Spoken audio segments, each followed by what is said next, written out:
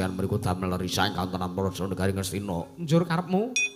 Paripaksa kedah manut kalane Genggeng Payah pun Sasi Kirana. Kowe kudu ngruda paripaksa kalawan Raden Kertiwindu nek pancen arep ngunjara kelawan Kertiwindu meneh. Yo, maju mrene. Aku ora bakal wedi nanding kridamu Kanjeng Hyang. Mati dening aku Sasi Kirana. Aduh, hot.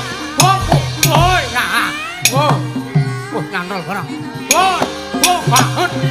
Wah. Yanake utang patil udira kang nembur.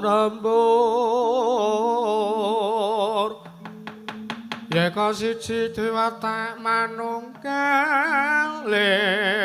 rasa kagarimang muni bangun ana patang tutu wengi ana padang tuturina padanging nala miwa petenge ngantaka ing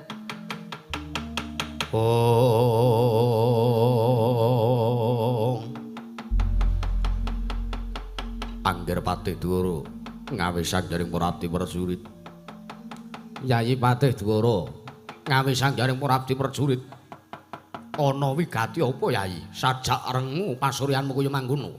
Kakang Mas Dwara ngawe ingkang rayipun Sasi Kirana. Wonten dawuh menapa? Kakang Dwara aku nyadhong dawuh timbalanmu Kakang.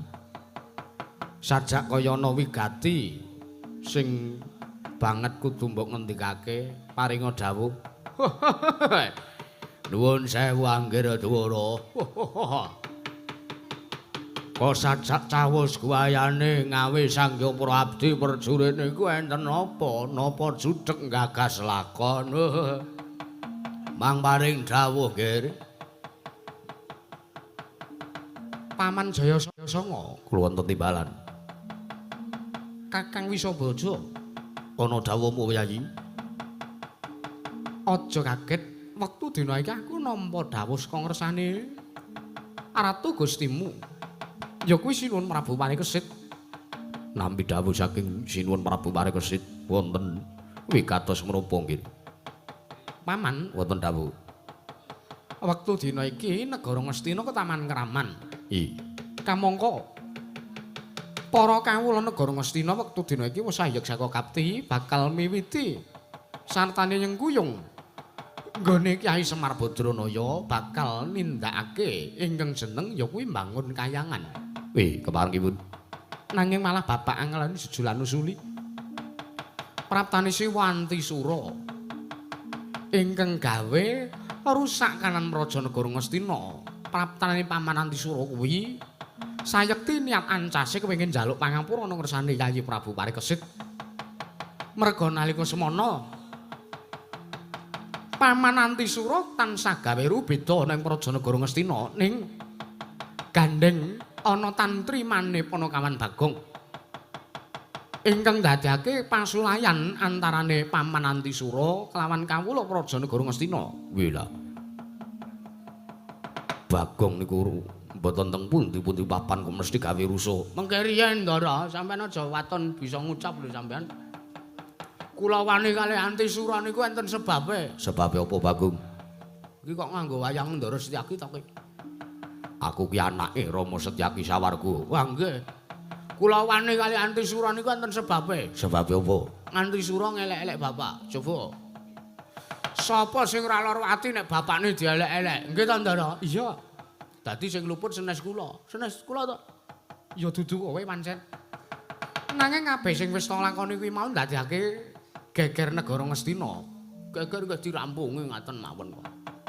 Niki wong ampuhan kabeh kok, Pak. Niki lulusan kampus sedaya kok niki. Keparengipun Angger Patih Dwara kados pundi? Paman babar pisan. Ndak suwun supayane Paman Jayasanga mbudhalke Sangya Prabdi Prajurit. Segelar sewapan saka Raja Negara Ngastina aja nganti ingkang cicir. Nggih. Lajeng negara Ngastina dirondani sartane dirapeti nggone jaga kanan Raja Negara Ngastina. Merga kanan kaya mangkene iki Nggone Kiai Semar Badra duweni gegayuhan mesti pancobane akeh. Wih, istaken dawuh. Nyuwun pamit madal pasilan. Paman ndak suwun supaya nembang tengaraning para wadyabala, paman songo-songo. Enjing bidhal kumara saking Ngastina Nagri. Angkong ingkang Balakaswa Prabu sananira ler surya wedalira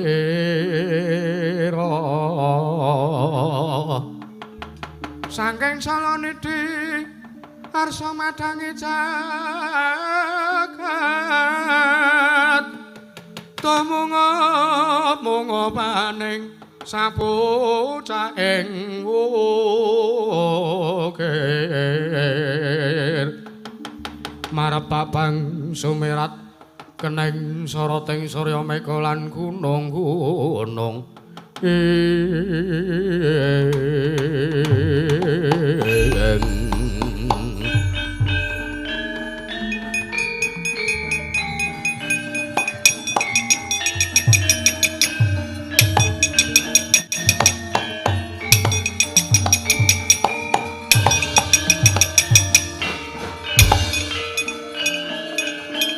Gandara, yo Bagong.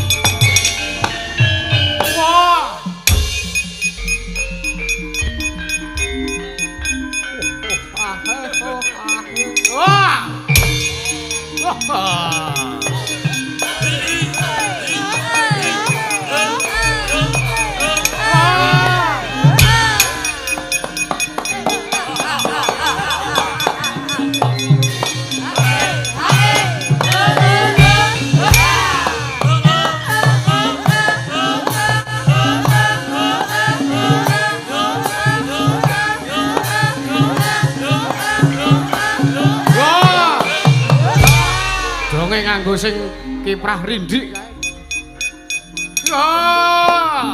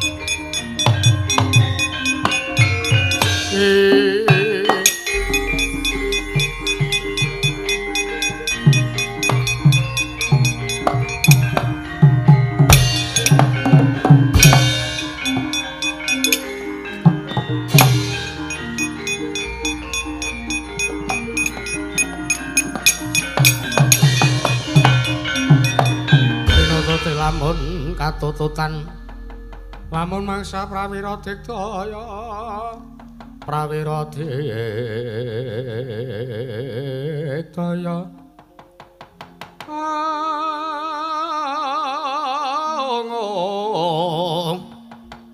ronanggono makaya kelari rawang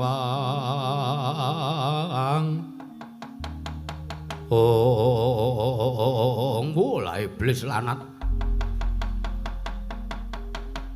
pancen Semar ki menungso sing ora tatanan ya ning ora apa-apa pancen ancasku njaluk ngapura ngersani Sunan Prabu Parikesit kuwi pancen mung samudana teges secara ora langsung Prabu Parikesit ki asline tak weni Sasmita yen to tekanku ning Praja Negara Ngastina ki aku arep nekake mungsuh meneh. Yo. Sinuwun Prabu Nirodha Kawaca, iki wahyaning mangsa kala negara Ngastina kelakon tok bethak. Wah.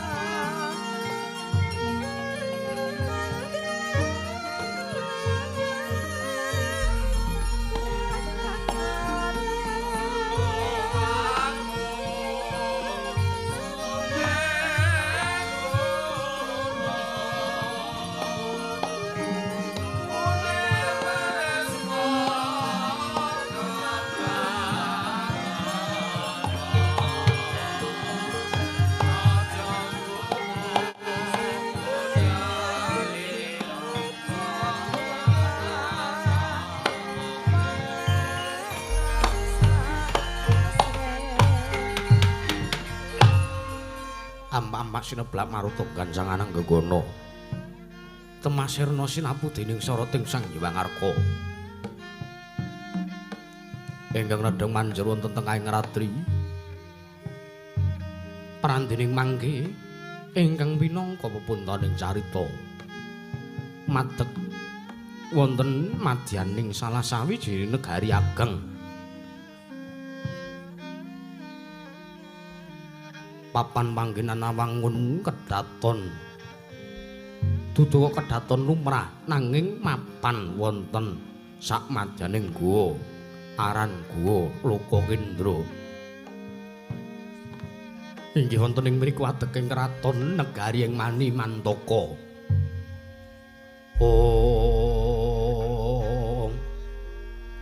Negari Mani Mantaka mapan wonten ing gisiking Samudra Hindi.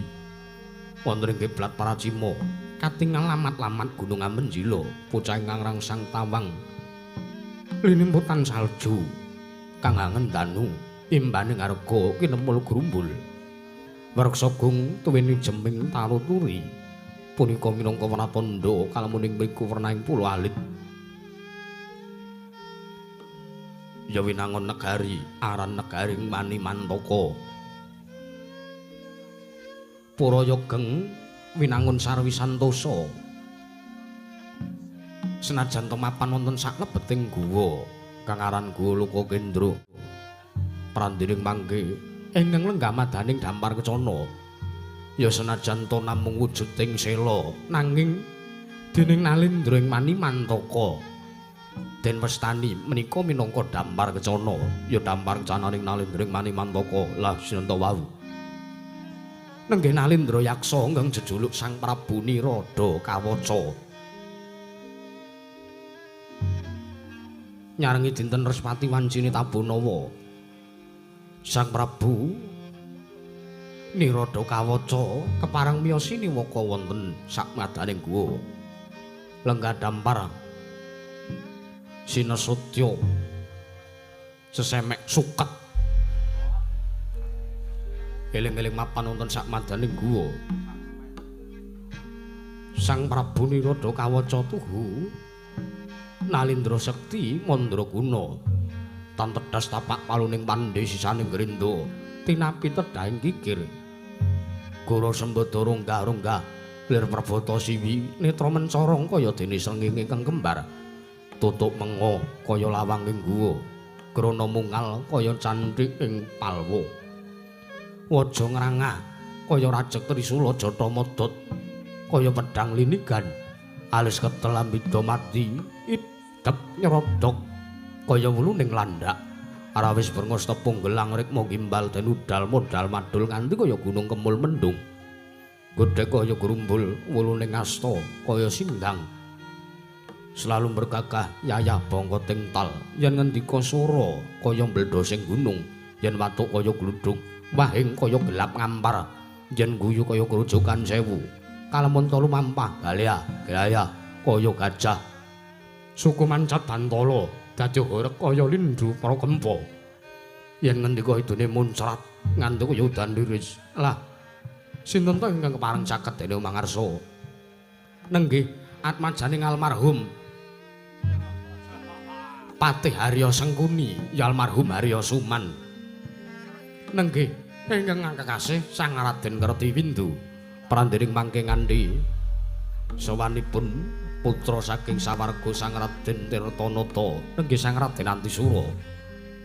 Prandiring mangke kumya siniwaka Sang Prabu Nirada Kawaca sandangu sawanira arep Antisura ingkang dereng kawedharing lisan.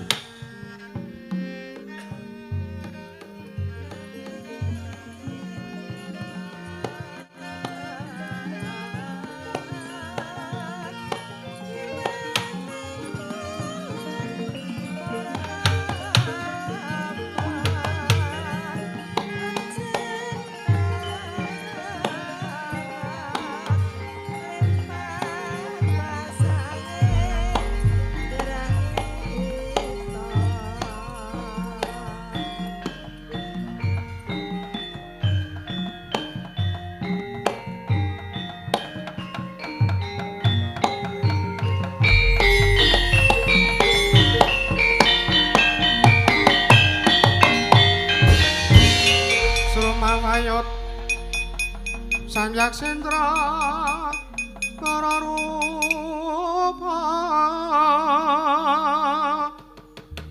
mangasas kate angin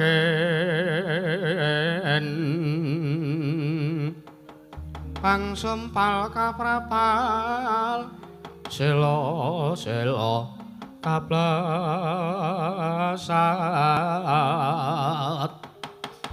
satru lumayu mangungsi kagat kakodha kang jaga bumi.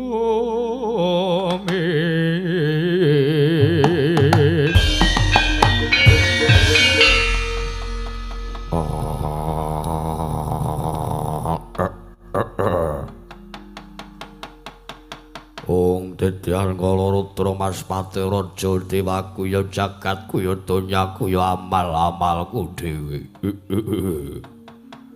Bujleng-bujleng iblis lanat padha jek-jekan. Ora mengkono dhisik Raden ngerti windu. Nggon sampeyan sawetara lenggah ana ing praja negara ing Manimandaka Raden. Iki katon sopane Raden Antisura. Ya jagat pangesungkara. Sinuwun Prabu Nirada Kawaca, ya. Sawetara aku utusan nglawan Antisura nalikane aku wis metu saka pakunjaran negara Ngastina. Sampeyan ki wong kepiye? Ana narapidana kok melayu-melayu. Wah, kowe ora ngerti ngono apa piye? Watekane wong licik, aku ki anak bapa Sengkuni, licikku ya kudu padha, malah kepara ngungkuli tawan licike wong tuaku. Wah, pancen pinter. Apa ya kira-kira sampean gone luar saka bebantane wong Astina? Sinartan pangestu dening Nayaka Ngastina. Ora usah dadak nganggo izin, ora usah dadak nganggo pangestu. Kene iki buronan. Ngono? Ya. Mula kang saka kuwi aku wis mlayu saka pakunjaran negara Ngastina, tumuli aku mapan ana ing Gwalaka Kendra, ana ing Kedaton negara Manimandaka kene, Prabu Nirada Kawaca. Ya. Sawetara nggone sampeyan utusan nglawan Raden Antisura. Marata diage dangunan paraptane Raden Antisura. Antisura. Kula wonten dawuh. Kakang Mas. Piye kabul kawusanamu nggonmu gawe kisruh? Nggonmu gawe pasulayan ana ing Prajanegara Ngastina sartane ana pawarta apa? Pareng matur nuwun sanipun Kakang Mas Kertiwindu. Ugi kepareng matur wonten ngarsanipun Sinuwun Prabu Nirada Kawaca. Ya, Antisura tak sumanggake. Aturuninga bilih samangke kaonten Prajanegari Ngastina sampun kelampah anggen kula damel geger. Lho. Apa kowe kira-kira iso gawe percaya wong Ngastina? Lho nuwun sewu. Ketite anggen kula sawonten Prajanegari Ngastina menika kula api-api nyuwun pangapunten, kula etok-etok njaluk pangapura wonten ngersanipun Sinuwun Prabu Warikesit. Malah ing sakmangke Sang Prabu Warikesit nampi sowanipun ingkang abdipun Antisura wa sing rembag kula api-api kepengin suwita malih wonten Prajanegari Ngastina. Ya. Nanging kepasang yoja katuju inginu, dereng kemawon kula ngedalaken wisa, dereng kemawon kula mobal babaling kanepson kula damel Pintasaraya supados damel risak wonten Prajanegari Ngastina maling sakmangke sampun wonten setunggal perkawis ingkang damel ingkang abdipun Antisura nggadahi pancatan menika bilih menika sakmangke badhe dados geger wonten Prajanegari Ngastina. Ana perkara apa? Teka kowe ndadekake sawijining perkara minangka pancatan gawe rusak sartane nggonku bakal bedah negara Yawastina Raden Antisura. Ya mugi dados ing kawuningan bilih sakmangke wonten mriku menika sampun lenggah Kiai Semar Badranaya. Wah sing rembak Kiai Semar Badranaya iku badhe mbangun kayangan. Kamangka nuwun sewu. Kayangan mriku papan pernahipun para Jawata Tridasa Wataknawa. Mengko dhisik piye Raden Kartiwindu? Kae patihmu kok malah mlayu-mlayu turut kono. Ora apa-apa, sing ngendang rak sing patih mburimu kuwi. Oh ya awake padha karo iki. Banjur kepiye terus aturmu Antisura? Tumuli kula sak mangke kula etok-etok kula mboten nrimakaken bilih Semar Badranaya badhe mbangun kayangan. Tumuli kula ngawon sengaja kula damel geger. Kula gawe perkara karo sing jenenge anake Semar nggih menika sing jenenge Pun Bagong. Menika kula ngantos ndadosaken pasulayan tumuli medal Jawi. Malah sak mangke kula mireng kabar bilih dinten sak menika negari Ngastina ngepiaken Wadyabala. Kinarya rondo kawonten-wonten Praja Negari Ngastina. Monggo sinuwun anggenipun badhe miwiti bedah negari Wastina sinuwun Prabu Nyarudakawatsa. Uta Pandhatata Katiwisaya.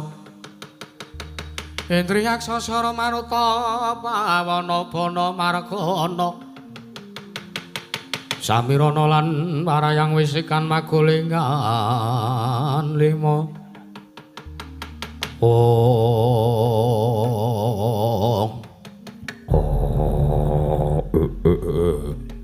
Ola teko kowe pinter gawe perkara Antisura ya yen mangkono Patih Singarudra kula wonten paring adhawuh sinuwun matuwa njaba kepiyakna barisaning para Wadyabala sartane para abdi prajurit segelar sepapan aja nganti ingkang cicir ndak jaluk kanthi banget kelawan jeneng sira ombongna Wadyabala sakmarwating guwa prajurit sing kuat kabeh bala Jawa bala buta watang pamancat sak panengare pisan Gajah gelar singa barong rajek wesi jaga bela mbok menawa mengko nggonku bakal bedah negara Ngastina bakal kelakon wektu dina iki yen non ngestaken dawa kepareng pamit madal wasilan sinuwun sing ati-ati aja kaya bocah cilik Patih Singarudra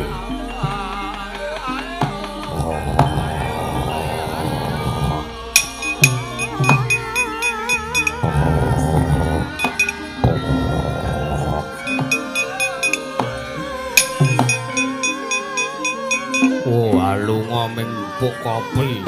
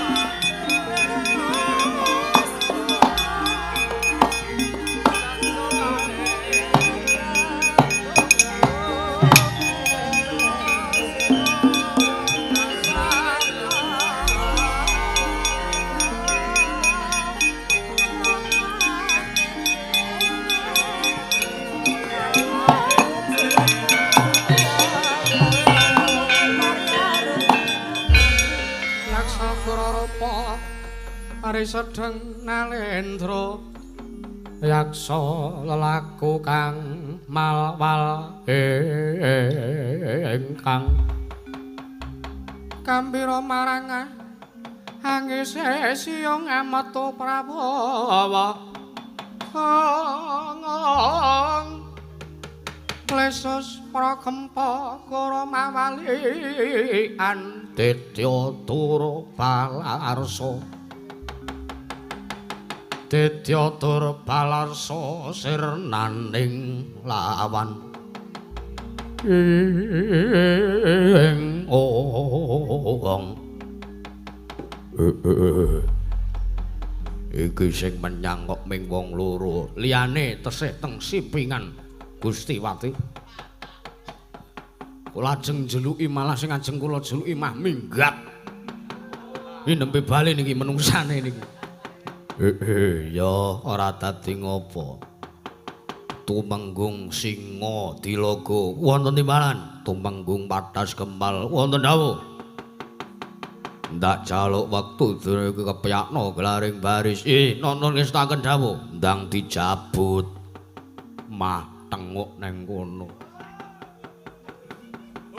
Kowe iki nang kene dibayar. Mangkatipun Prabdi Perjurik menjang menapa? Mesti ndak dawuhke supayane dawuh budal dina samengko. Bab perkara wigatine tak kira kowe wis mangerteni. Ngestaken dawuh, nyuwun pamit madal pasilan, nyuwun pamit sing ati-ati aja kaya bocah cilik. Tumenggung singa dilaga lan tumenggung pathas kembal.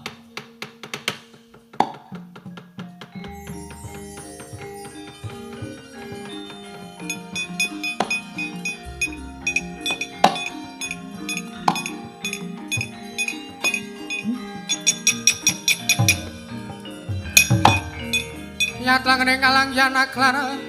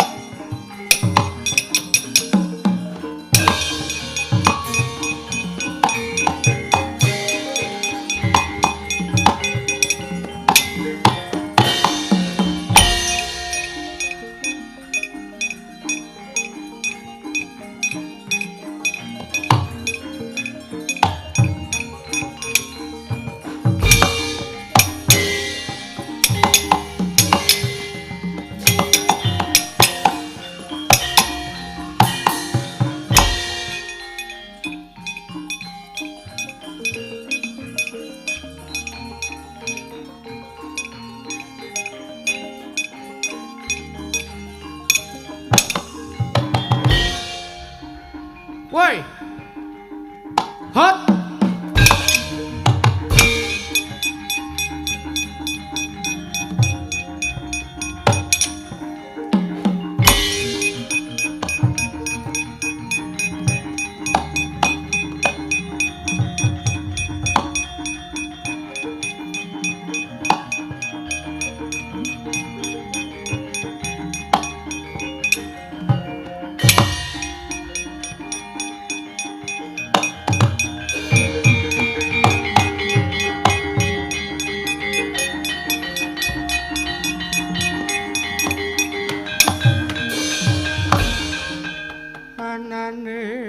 Aksara Jawi anggitane aji saka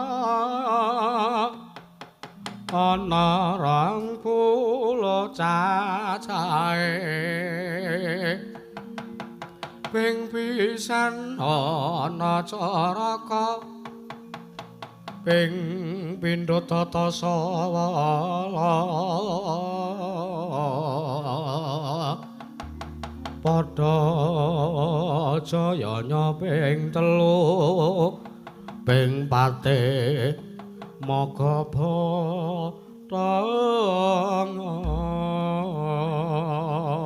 wah glak-glak iki iblis lanat walah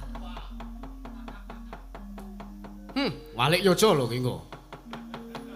Olah menungso ora tatanan. Nggonku mlebu ning wewengkon negara Ngastina. Aku ketemu karo satriya rada dhuwur mbang aku. Brengose nguler genos. Tumpangke kuping kiwa tengen. Soe. Piye? Soe. Piye? Sapa kowe wah budhek? Lek ngomong ora cetha rasah nyalahke aku. Ya, sapa kowe? Lho dhisik aku tak pengen ngerti karo kowe. Wah, takon genti takon. Lumrahe wong ketemu ning dalan takon genti ditakoni. Ya, oke. Sapa kowe ngaku warat? Takon marang aku. Ya iki keseting Nalendra ing Mani Mantaka. Aku wadya-balane Prabu Nirada Kawaca. Ya aku iki tumenggung Salukat Katut Barat. Tumenggung Salukat Katut Barat. Diasar para nyata. Sapa kowe? Kowe wis bagus-bagus. Nganggo blangkon prada barang. Sopo ngaku kowe? Takon marang aku iki. Atmajane Senopati Ndorowati. Anak Senopati Ndorowati. Sapa kowe? Atmajane sawarga Kanjeng Rama Setyaki. Oh, biaji gore kowe anake Setyaki ta kowe? Yo. Bapakmu isih urip apa wis mudhar? Menungso ora tatanan mudhar-mudhar ki wong tuaku. Bapakku wis manjing ning swarga. Oh ya. Ya, nek ngono kowe arep nyusul ketemu aku kowe pengen nyusul pakmu. Piye?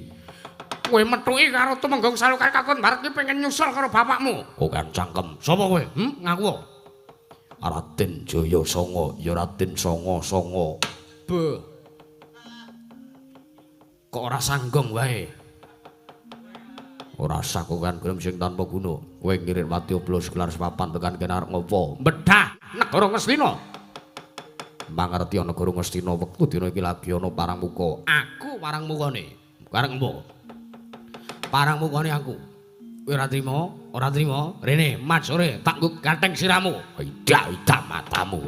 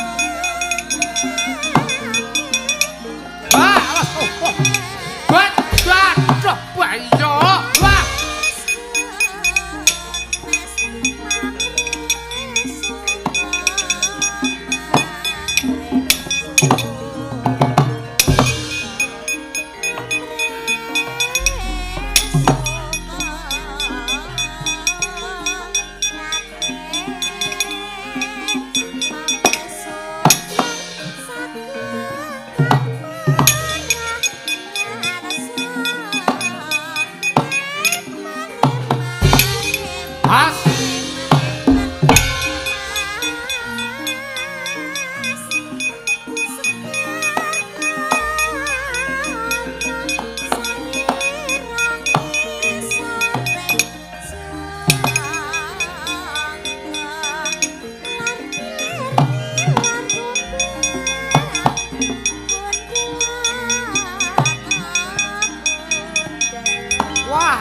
Kendel-delke kemlewat kaya ngregem jimat kaya wani dilat mesti abang kowe cobadan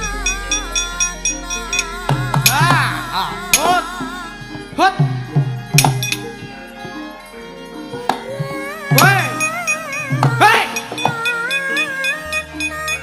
gentoy mas begundal iki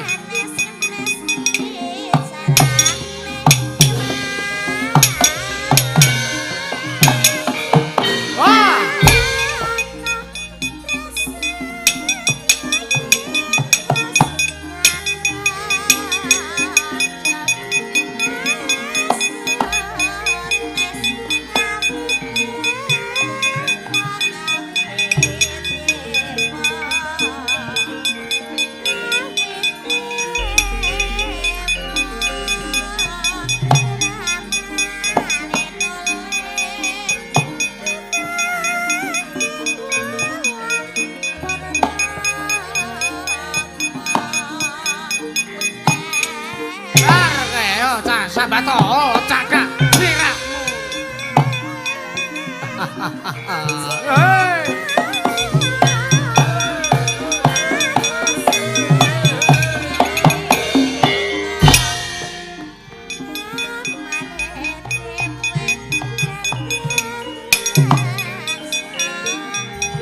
Yanti.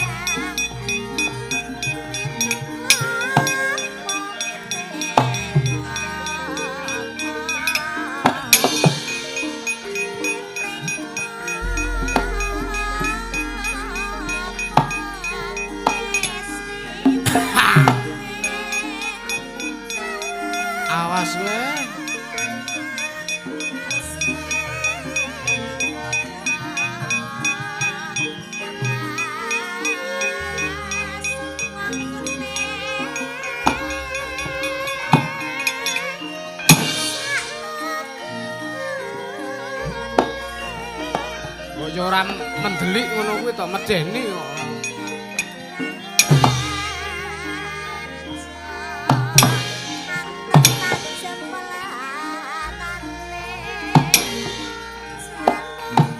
Hot. Hot.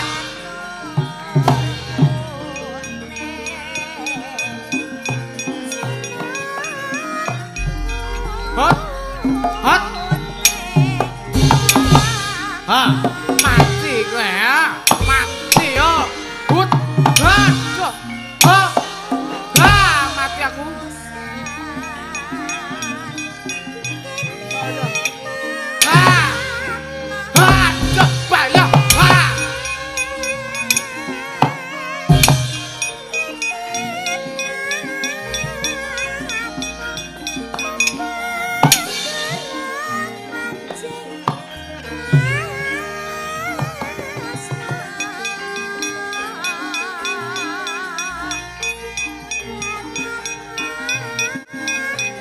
Wa pawira mati angrung kepiyo pawira.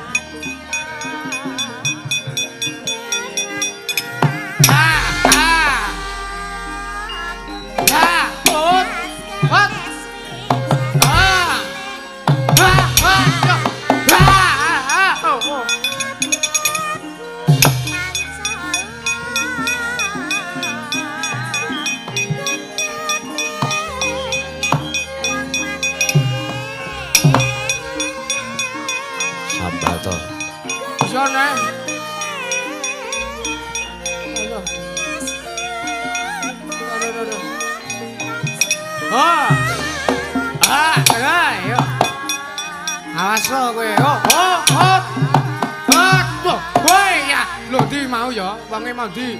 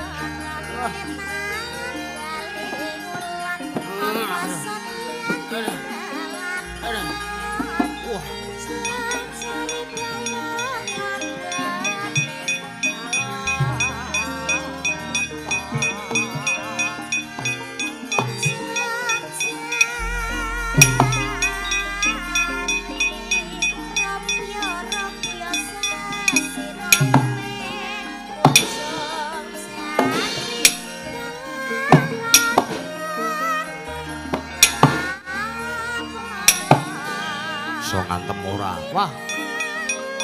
Sentimen ora aku kok iki. Wah. Wah. Wah. Wah. Wah. Wah. Waduh. Piye. Wah, wah, wah. Wah, gugu karepe dhewe. Kowe karep piye kowe?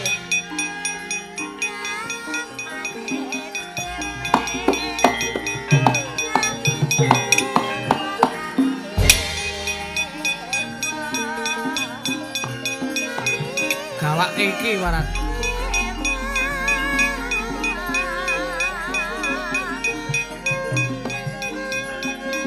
Bonange Cirebonan.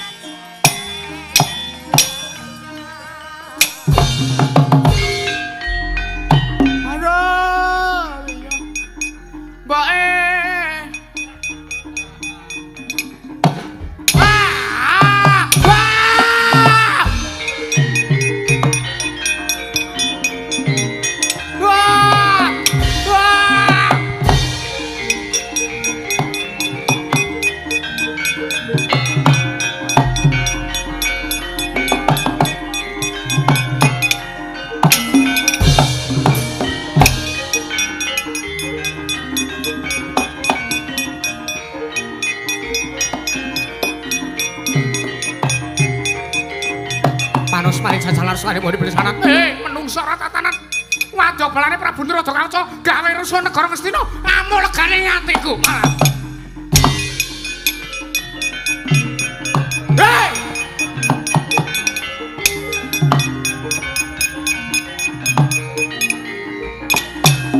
Wah, sapa iki? Menungsa kok mripate mendonong matamu kuwi. Kowe ora tepung karo aku apa piye? Iki putune Prabu Baladewa sing saiki wis dadi pendhita ning Cemara Sewu. Iki putune Begawan Surigana ta? Ya iki Raden Wisabraja. Ayo kareng apa? Kareng apa kowe wadya balane? Wadya balane Prabu Niradakaca. Kowe ora mawas apa piye? Ora mawas apa piye? Iki lho, diapurmu ki wis suwek iki lho. Iki lho wis suwek iki lho, wis suwek. Wah. Rawi-rawi rantas malang-malang putung negara Ngastina bakal tak bedah. Piye? Negara Ngastina bakal tak bedah. Kowe arep bedah negara Ngastina? Kowe arep bedah negara Ngastina ngono apa piye? Iya, pancen nyata. Negara Ngastina tak bedah. Dadi kukupan negara ing Manimantaka. Wah, bedah cuangkem. Warat.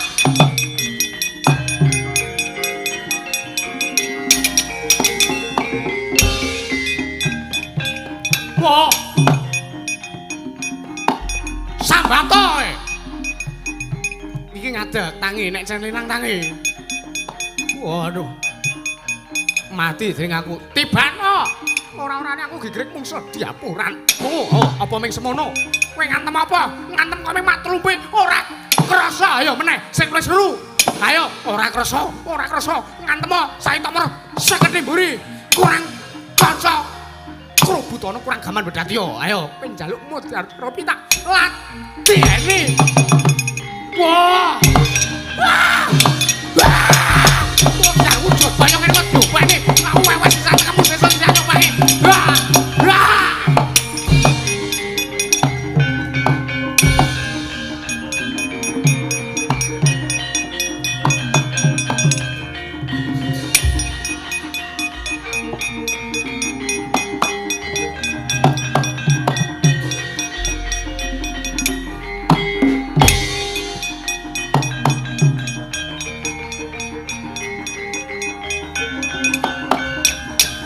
Ya diliyane kon maju. Nek raine pengen suwek maju rene. Ora mengene ngono. Kowe wadya bala piye kowe? Hei, kowe. Mula kowe kuwi. Maming tengok rono rene. Nggih. Wah. Ngrekoso rene. Nggih. Linggo. Tangane ngapuran sang. Melet. Oh, pinter asune. Wah, kewirangan. Piye? Kewirangan. Aku musuhmu. Musuh ki ya diadepi. Musuh ya diadepi. Kok malah jere ketemu dimati ngono. Anggepe diapurmu kuwi. Anggepe kowe satriya tama ngono piye? Anggepmu kowe pejabat ngono apa piye? Anggepmu kowe wong duwe derajat pangkat. Kowe tekan negara wong kok dilihat. Dikang ora melek apa piye? Matamu ki njaluk ora. Ayo, mati kowe. Ayo liyane. Wah.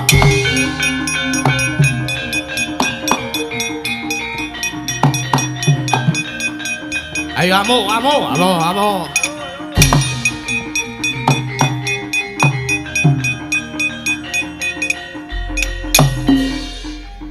Tunggale kowe. Yo, aku tunggale Wadyabala kowe mau. Ngaku aku sapa? Ngaku kowe sapa? Tumenggung Jurang Curi. Sapa? Tumenggung Jurang Curi. Jurang Curi. Ya, kowe ketemu karo Raden Wisabajra padha karo kowe ninggal baya nang sak pinggire jurang. Jurang Curi. Arep bedhah negara Ngastina, Jare Ratu Gusti Musing Prabu Niradakaca arep bedhah negara Ngastina. Pancen iya. Ayo sing tak angkah negara Ngastina dadi kupan negara Manimantaka kelakon penjangkammu. Wah. Tangi. Manungsa ratatanan ketemu karo Denwisa. Bajrapun dol karo ketemu Sanjang Rama Yamadewati. Ayo. Nek kowe wis wegah nyawang gelaring jagat esem rembulan. Kowe wegah nyawangin Dailitang. Ngantemu.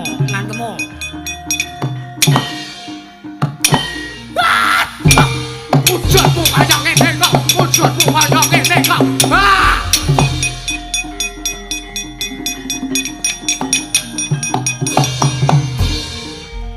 Wah. Wah. Man. Iman. Wonten dawuh. Rene. Nggih. Wah, kok koyoke gayeng niki, gayeng-gayeng. Waduh. Wah. Rene man. Nggih, wonten dawuh den. Wah. Iman Subala di sini. Waduh. Wah, kesel aku. Capek. Yo. Pripun? Padoske unjukan apa pripun? Goleke. Wah. Sekedap kula goleke niki koyoke wonten pengendang bareng jipuk niku.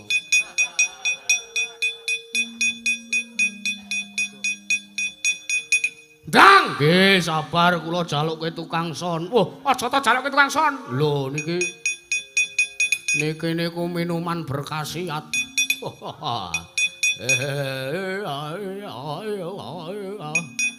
Niki banyu suwarga niki. Diunjuk niku. Apa ki? Pun diunjuk mawon.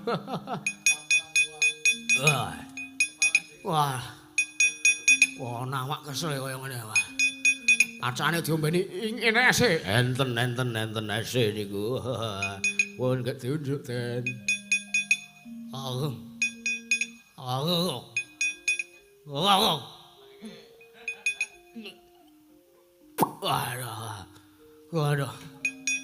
Wah, iblis lanat. Menungso ora tatanan. Hei! Aja balane Prabu. Nirada kawaca tekan kene. Musuh Raden Wisabajra ora bakal ora arani. Aku gigrik musuh dapurmu parah. Hei! Sing jenenge Wadas Kembal Mati. Jurang Curi Mati. Salukat Katut barang Mati. Sing rene suwekmu tekan kene. Anggepe nang negarane wonten Delajik. Man, wonten dawuh. Kowe iki piye to? Lho ndi wonge mau? Ola iki. Wah iki apa sing tak mbek kene aku ki apa ki? Nggih. Niku wau. Banyu apa? Nggih banyu biasa. Banyu biasa saka sirahku dadi gliyeng kaya ngene. Nggih niku banyu biasa cap kepala jenggot niku. Setan anggur to ki mau? Nggih. Wah, berneneng saiki. Berneneng wah. Waduh lho, piye lek perang ngene iki? Wah. Waduh. Wah, lha kok dadi nang mripatku isine ming Yanti. Wah. Wah, alah. Wah. Oh, alah. Yo te. Dikasih satu persatu. Rumah saku Yanti iki kok selerane wong mendem-mendem. Wah, ya. Angger Wisabajra wis kalap. Wis kemendemen. Ya, Wadyabala mani mantaka tandingane Iman Subala.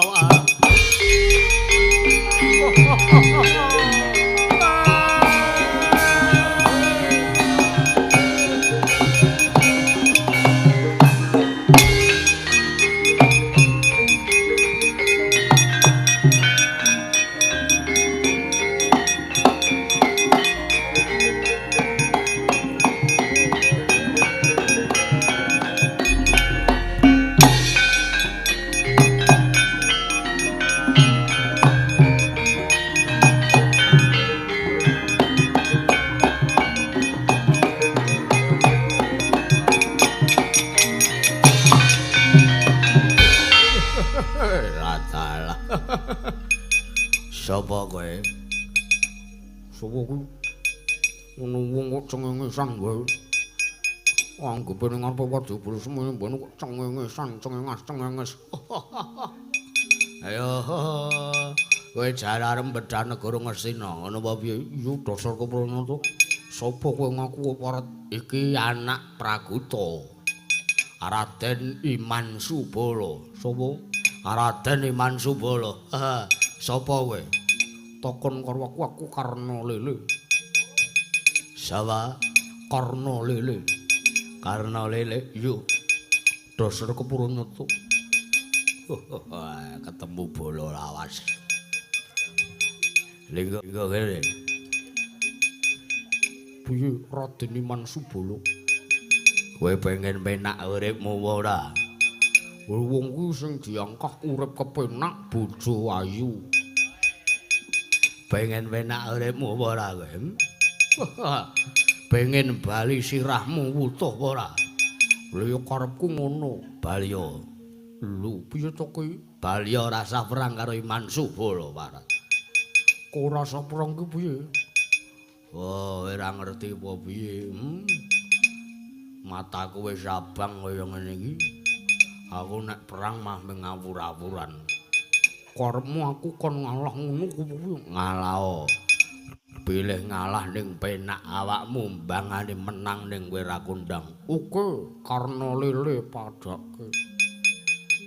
Penakke lungguh kono aku tak bali mule wae. Kana bali. Co mundur wae, Co.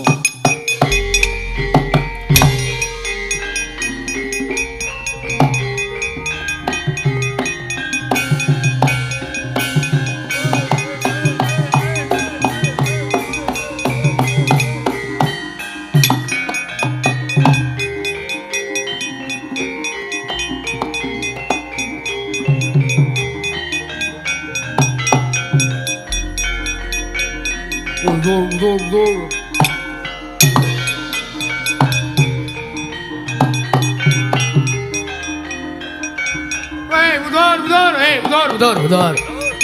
Mundur.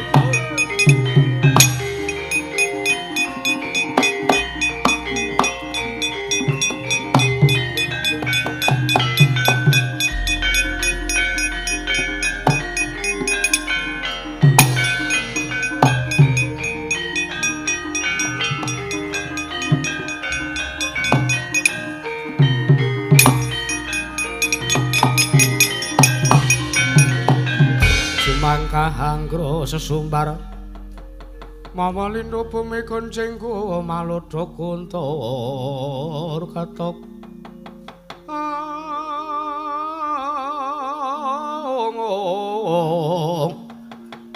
ku malodha kuntur katok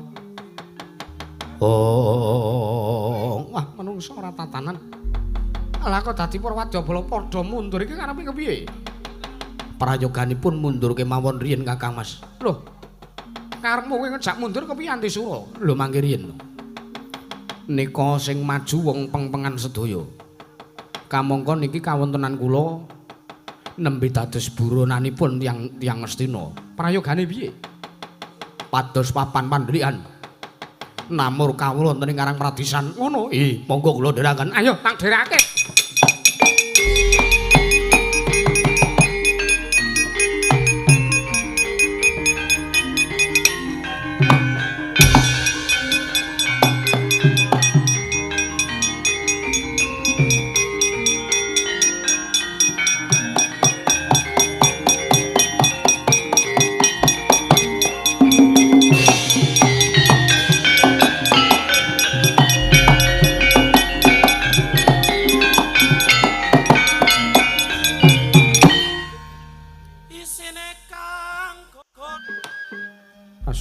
Sidam siaring bawana langgeng Kakang Narada Kakang Resi Kaneka Putra awergen Sang Warudayang Pak Pong bolong kali cedhi sapa sing gawe nangka bosok dikopyok kari betone lodolo ya Hyang Adi Pramesti Bathara Guru ngawi sangganing para Durandara sangganing para Jawata benten kan padatan paduka ngawontenaken repat ageng Sangya para Jawata ingkang kados mekaten Adi Guru punapi ingkang dados wigatosipun ingkang Kakang Sidik pangudal-udal nyadeng dawuh inggih Kakang Narada sayekti rikala panjenengan ulun katimbalan mandhap wonten ing Madyapada sowan wonten ngarsanipun Kakang Wismaya Kakang Wismaya dinten sak mangke nggadahi gegayiwan inggih menika piyambakipun kepengin bangun kayangan awit Kakang Semar ngraos bilih negari Ngastina panguripan wonten praja negari Yawastina sampun nowah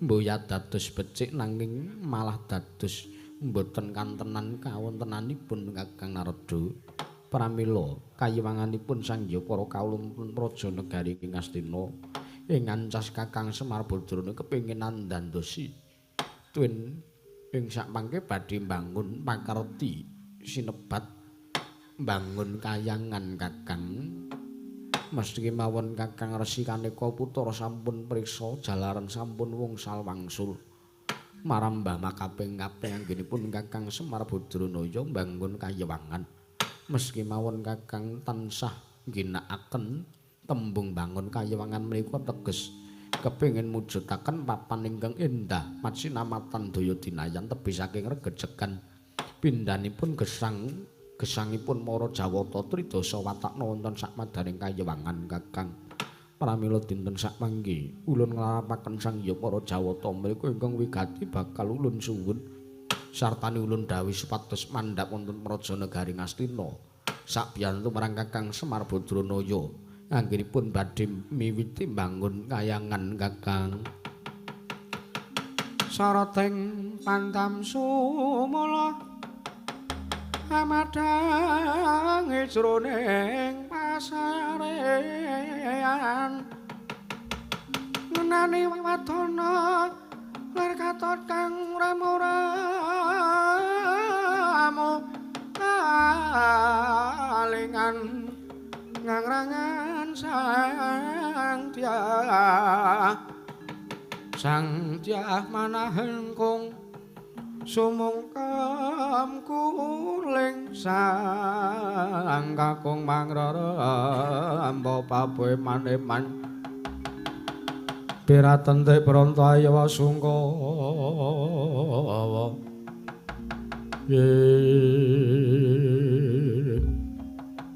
Maring mekaten cala dawuh Paduka Dewi Pramesti Bathara Guru ingkang raka sithik mangu dalu-dalu kantun nderek. Mangke kula suwun supados ndhawaken dumateng Sang Hyang Para Durandara. Supados mandhap wonten ing Madyapada Kakang. Ha nggih. Adi Guru ngestaken dawuh Paduka Dewi Pramesti Bathara Guru. Malah ingkang raka nyuwun pamit tata samapta ing gati sawi gaing diri samangke badhe mandhap wonten negari Ngastina Adi Guru. Yana Dewaya Nantana Wangamrang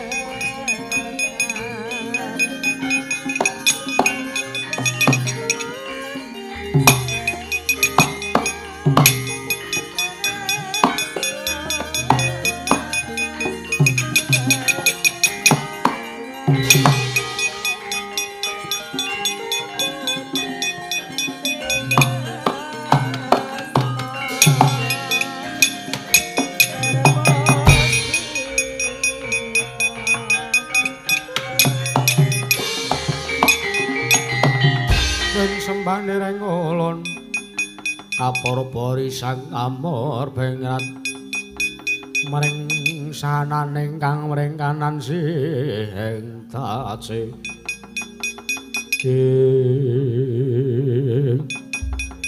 wis mandhapaning Madyantara Sangya para Jawata Tridasa Wataknawa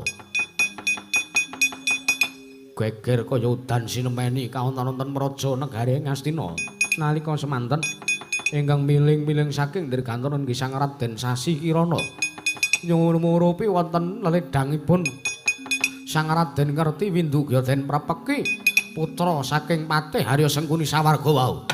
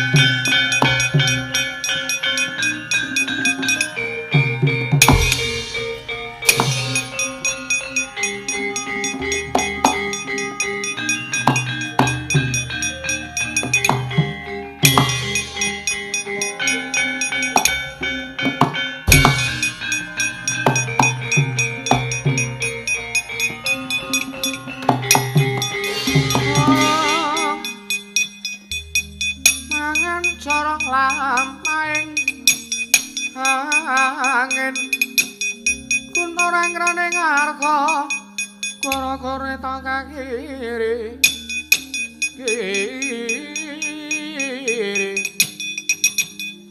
arak bumi prakambita sadha rama ngambak-ambak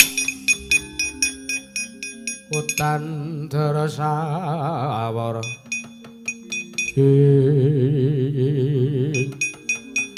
boten pangling mriku Eyang Kertiwindu Sasi Kirana Eyang nuwun sewu la keteka panjenengan mriku mapan wonten sak njabaning pakunjaran negari Ngastina Allah taala kowe ora ngerti wewantekane anak Patih Sengkuni to Gem nalika aku dikunjara rak ya aku pinter golek sarana supaya nek iso mlayu saka pakunjaran negara Ngastina maring katen panjenengan mriku nyalai pernatan hukum negari ing Ngastina luputku nggo napa Sasi Kirana coba petungan luputku nggo napa wong aku ki duwe kebebasan aku ki pengen bebas aku pengen supayane urip ning sak njabaning pakunjaran ning sampeyan mriku nandang lepat sampeyan mriku damel risaing kantenan praja negari Ngastina njur karepmu paripaksa kedah manut kalaning Geng Payah pun Sasi Kirana kowe kudu nguruda paripaksa kalawan Raden Kertiwindu nek pancen arep ngunjara kelawan Kertiwindu meneh yo maju mrene aku ora bakal wedi nanding kridamu Kanjeng Hyang mati dening aku Sasi Kirana.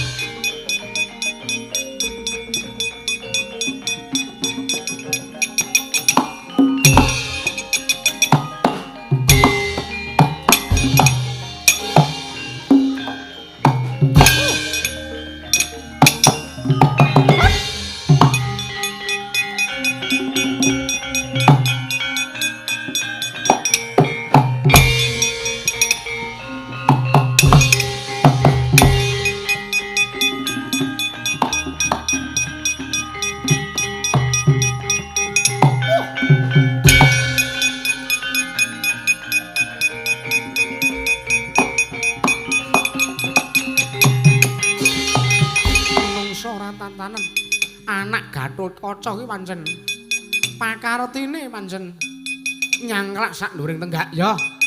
Aja mbok anggep mung tekan semene licike Kertiwindu titenana Sasikirana.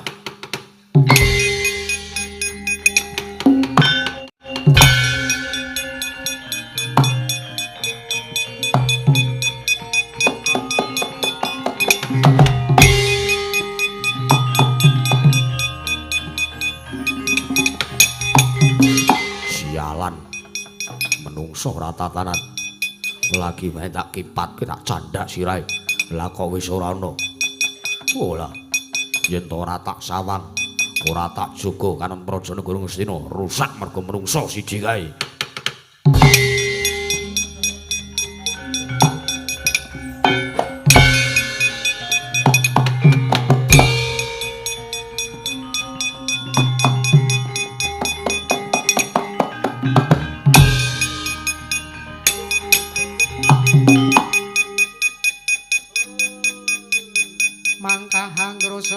Sumbar mawa lindhu bumi konjing kumaludha kuntur katok ing nalika semanten melajar kabandhem Sang Raden Kertiwindu sangka bingunging manah awit den bujung dening Sang Raden Sasikirana ngantos prabdang wonten ing wewengkon Kadipatening Pancala.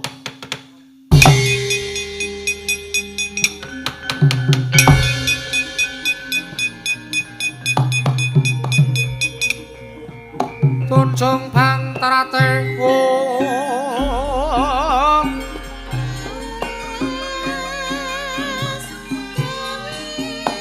Permara remangka swamya ngambrang ngangkati karenaning kaswase ya ning marga Hamalagung kumiring Sang Banta Wastratmaja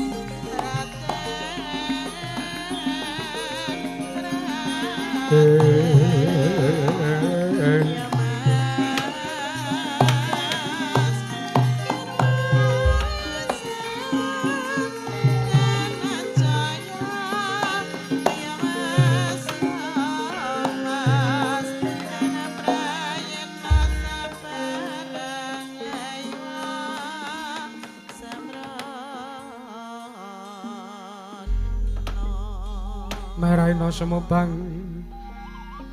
Jawang Aruna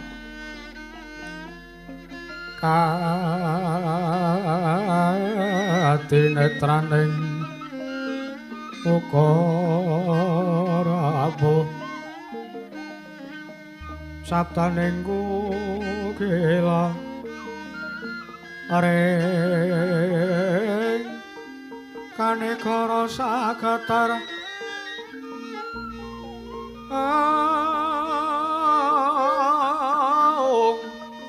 neketong neng akong ler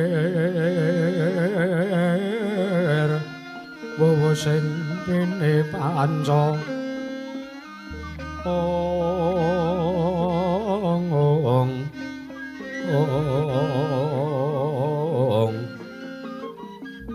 pepetoking ayamana mrapangwa ing pagakan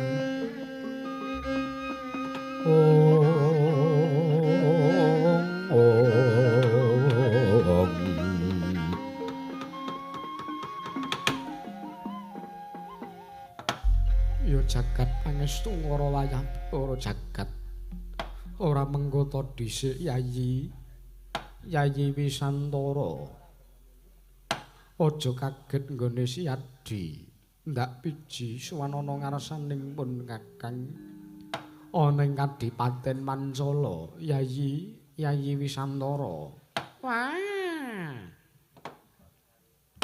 Kakang Adipati Pancakusuma nimbali kelawan suwane adimu Wisantara Kakang eneng apa aku ngaturke basaku katura ya Kakang iya Dimas kadangipun Kakang tak tampa ora liwat pangestunipun Kakang wae tampanana iya tak gegem ndadekake jimat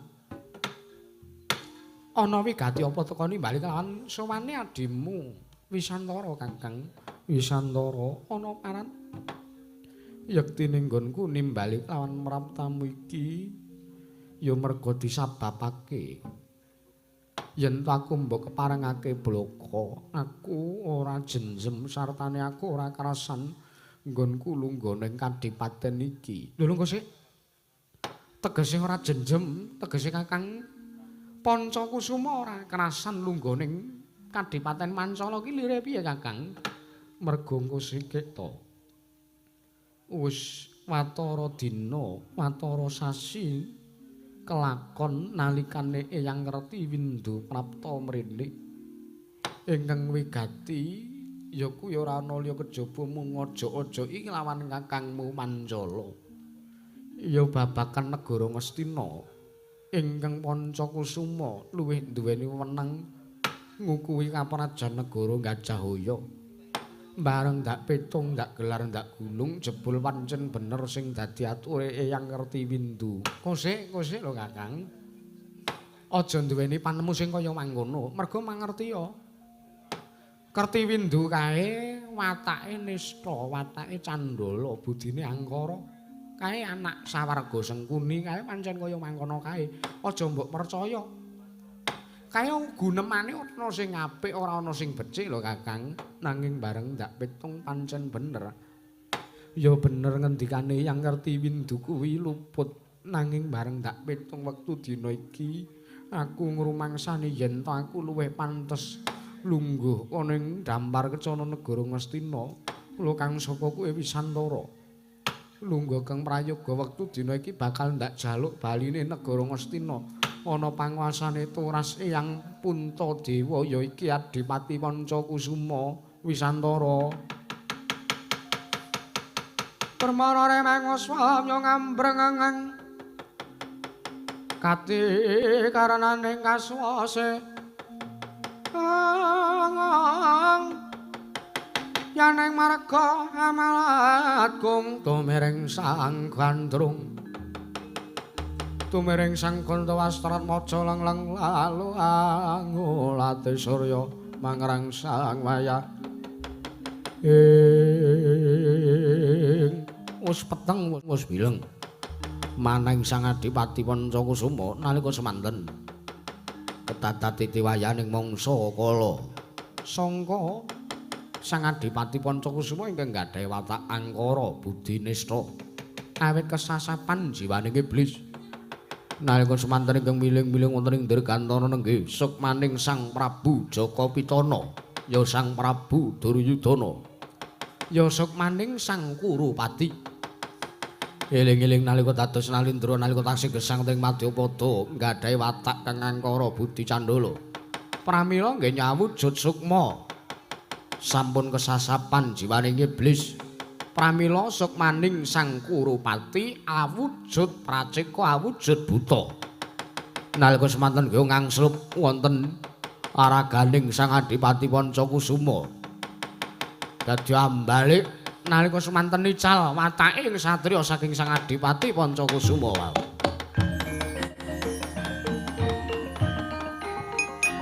Permara remangos wamyong ambreng mangan.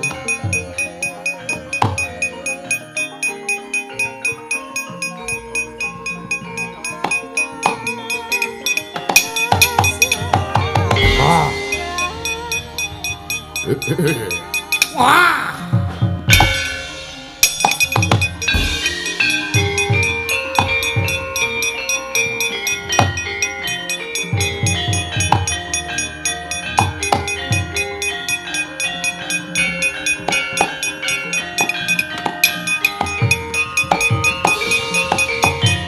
Laruta sangking kutha sang guru kula yanama tusa sang Sri ya jagat pangestu ngara wayah tur jagat bareng tak pitung parikesit ora pantes nglungguhi dampar cana negara ing Ngastina Kakang Pancakusuma elinga lho Kakang. Elinga Kakang, aja kaya mangkono Kakang. Wisantara rasah kokean genem sing tanpa guna. Bakune minggir yen to pancen kowe sarujuk, ora sarujuk karo sing dadi panemuku minggir. Lho, kok sik putuku Pancakusuma kok siki.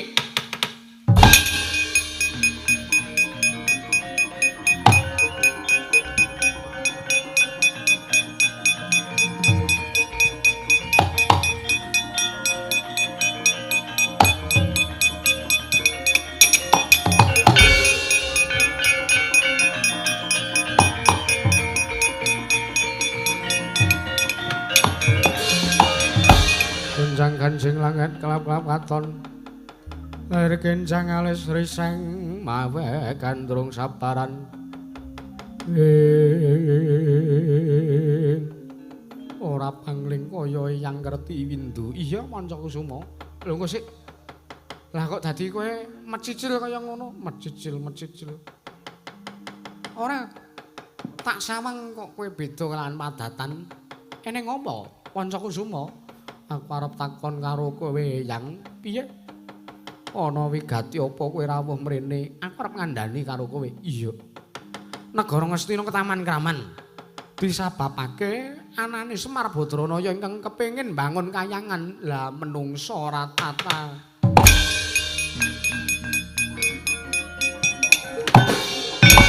Wah, lah piye kae?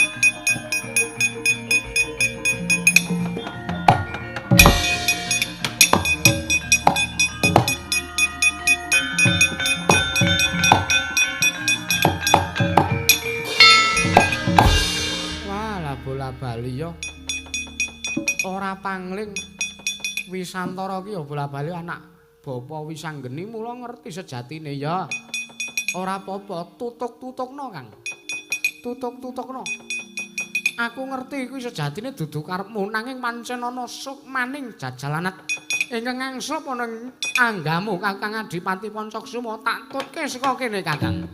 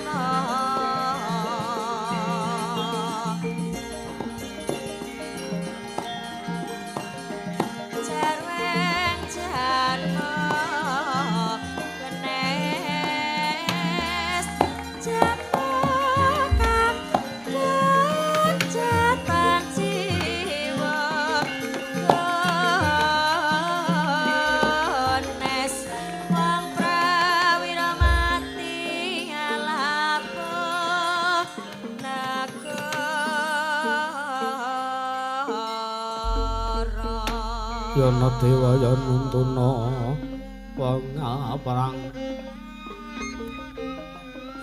wong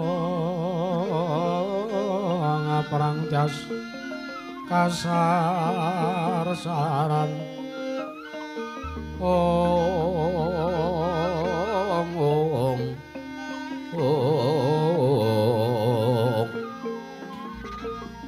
mangimba kayewanganmu sawelo gringging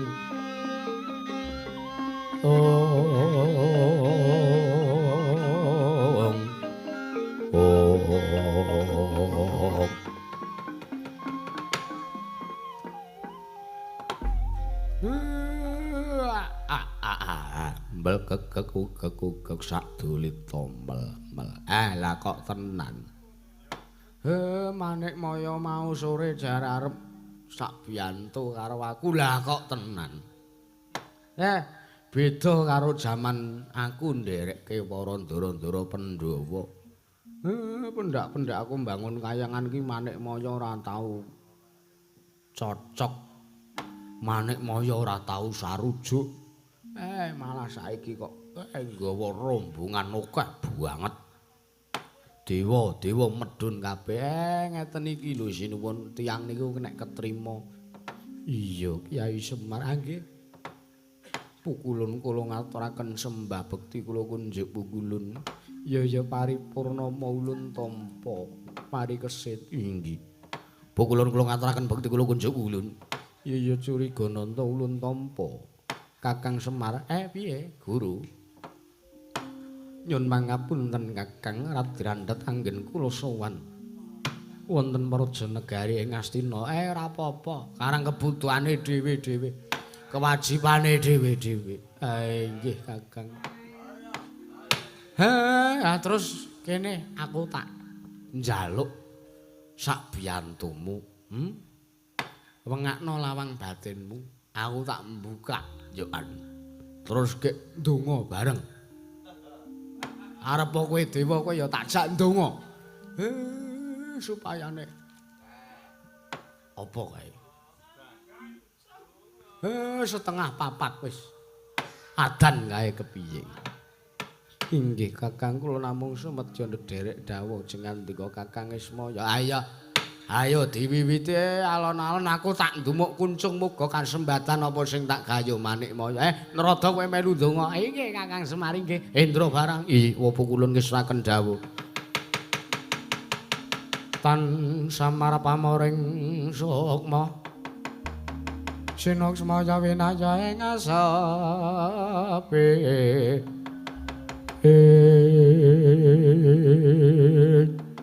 Sigra ndemuk kuncenge Sang Hyang Semar Badranaya nalika semanten ngringaken cipta melengaken rasa Sang Nayantaka munjat wonten ngarsaning Gusti Ngarya Loka eling-eling nadan derajatting manakawan nanging tinampa kang dadi sedyane pramila segebyar katal kau sak kedheping netra wis kaleksanan nggih Sang Nayantaka miwiti mbangun kayangan Purwamadya lan Wusana negari Ngastina kadunungan wujuding wahyu katentreman temah ayem tata titi tentrem sah sinampurna Sang Nayantaka nggih nyembangun kayangan.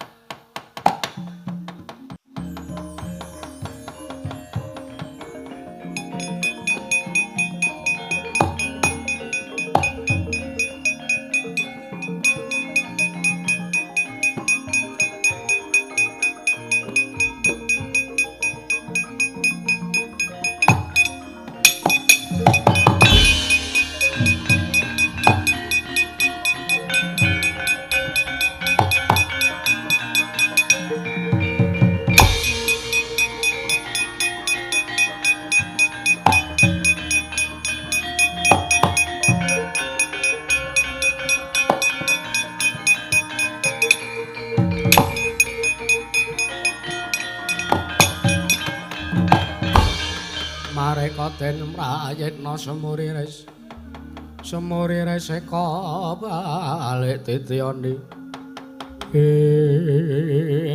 iki lho ngene iki lho wis kaleksanan lehku mbangun kayangan inggih Kakang Ismaya Nderek mangayu bagya sekedhi jumuro ya padha-padha gene iki mung gampang bangun kayangan.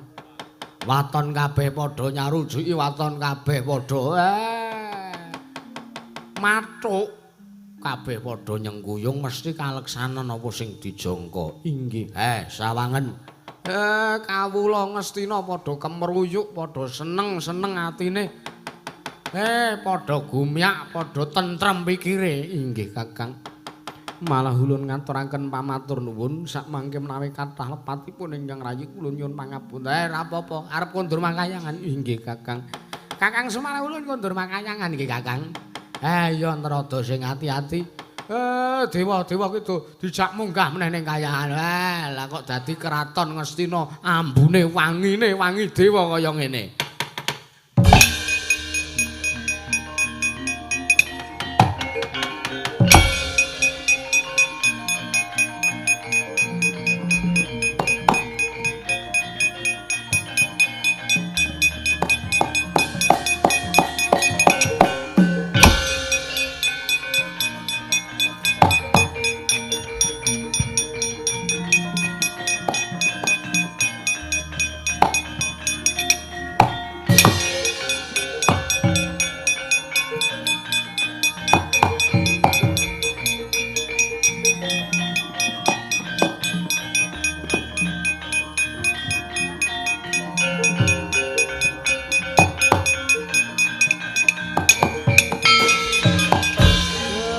Matur nuwun nggih sinuwun. Sampeyan kok ya sarujuk kalih panemu kula. Iya Kyai Semar. Merga jalaran negara Ngastina yenta kayangane ora mbok bangun. Ora bakal iso wujud tentrem kaya mangkene. Nggih. Malah kula nggih ngaturke matur nuwun nek kathah lepat kula nyuwun pangapunten. Iya tiba sepadha-padha. Ya.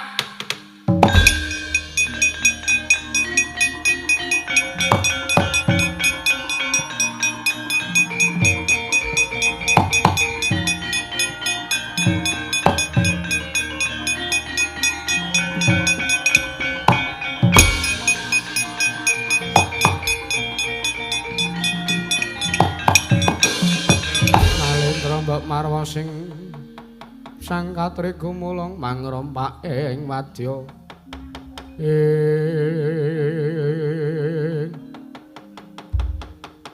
menika Kakang Mas Adipati Pancakusuma ya jagat pangestu ngara pancen iya parikesit inggih Kakang Mas parawa wonten praja negari ing Astina parikesit blaka suta aku ora arep nrimake nggonmu madeg nalindra.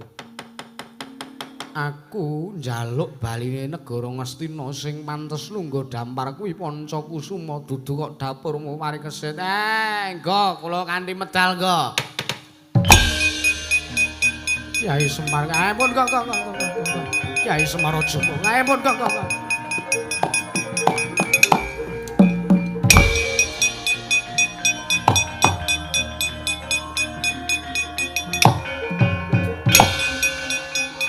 Allah.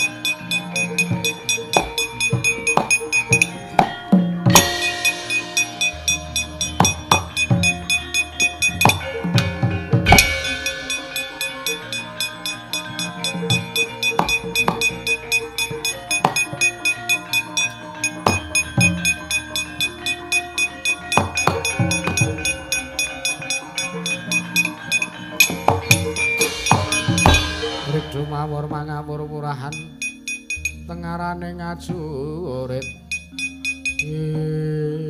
niki sampean ngerti niki napa niki Kyai Semar aja dolanan kuncung Kyai awakku panas ampun kula demok niki aduh Kyai mati aku wah